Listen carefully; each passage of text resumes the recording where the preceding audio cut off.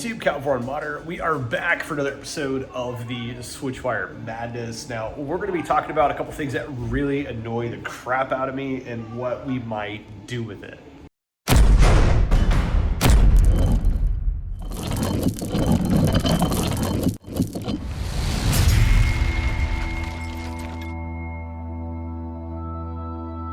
Everybody, California Modder. I'm back with the Switchwire project. Now, we're going to be talking about a couple things that really annoy the crap out of me and what we're going to do about it.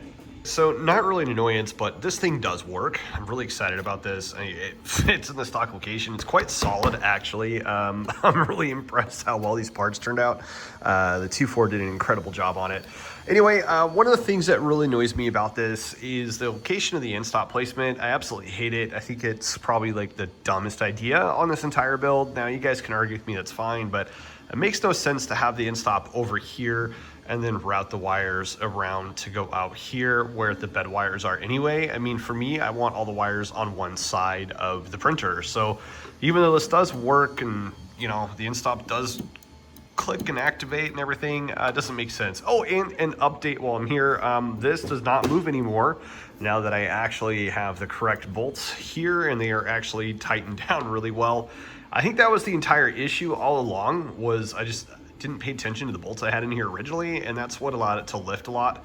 Not to mention that the ASA part that I printed, that's between the spacer between the linear rail and the bed plate, bed mount, whatever you want to call it, is actually flat. I actually block sanded this one down, got it perfectly smooth top and bottom, and that seemed to really work incredibly well. Now, what I'm going to do is I'm going to move this end stop to back here. I'm gonna reprint another one of these, or you know, I could probably just swap the front and the back one, because this is technically would be on this side when you flip it around, and that would work really well.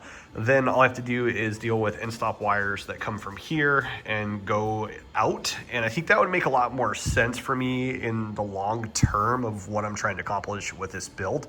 In fact, the wires come this way and loop around. So on my build, I have PG7 here, so this has to get all redone. The wiring underneath here is absolutely fantastic. I'll show you that in just a second. His upgraded mounts are in, looking sexy and spastastic.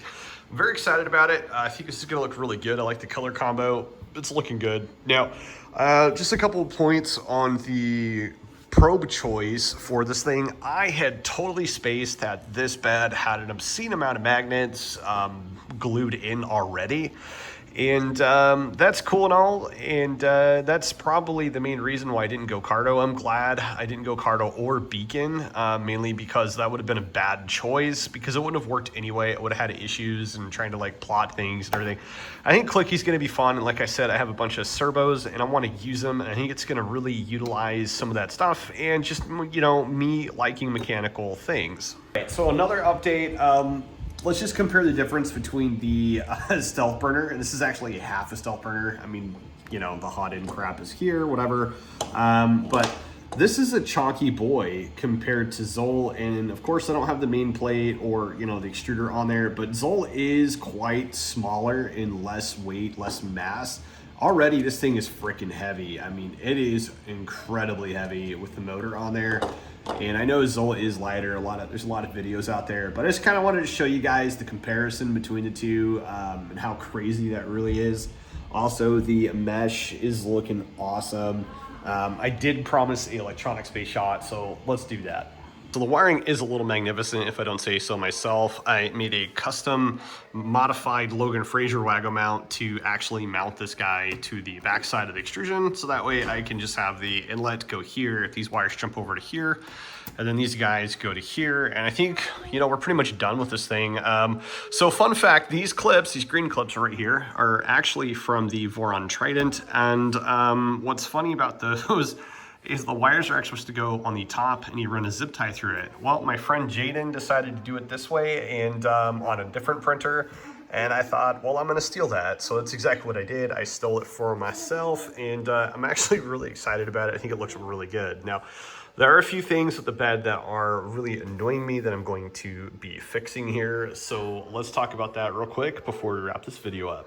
This bed is actually a Triangle Labs bed that I got from West 3D. I'm not real happy with the overall execution of it. Why they soldered wires on, I will never know when there's the holes here to be able to, you know, mount things and use sexy little eyelets and whatnot. So if I decide to change that, which I'm probably going to have to, because I see this being a failure point, it always has been with enders, and annoys me greatly. I also have to replace this piece, these colors, and this mount down below as well, because I like running my PG7s.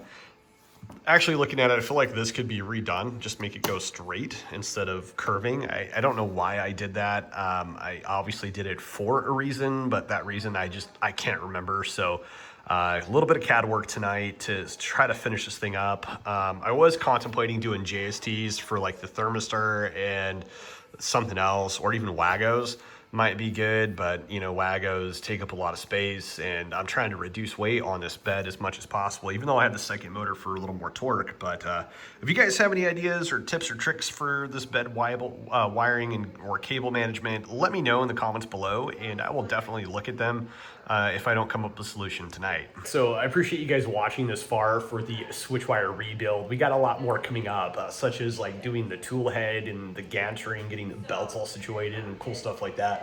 I'm really excited for it. We need to do the clicky components first and then go ahead and mount the carriage, do the belts, make sure that's all happy and copacetic. Do as best job as we can tensioning it, because it is ZNX, so it's going to be a little funky, but I think we can get away with some things. I got some tricks up my sleeve that we can try later. But tonight I need to decide if I'm going to redraw and modify the bed. I can flip the bed plate around 180 degrees and have the end stop on the same side as the wires and PG7 connector for the heated bed components. I'm really not a fan of that wire actually going over the linear rail. It's a moving component, it's really close to it. Yeah, I can wrap it up and over, but the problem is it's really close to the bed. Now, I know that's kind of hearsay or iffy to really contemplate or use that as like a justified argument for the mod, but this is my project and I am the Voron modder, so I think it's probably best just to mod the crap out of it. Anyway, thanks for watching. Please like and subscribe.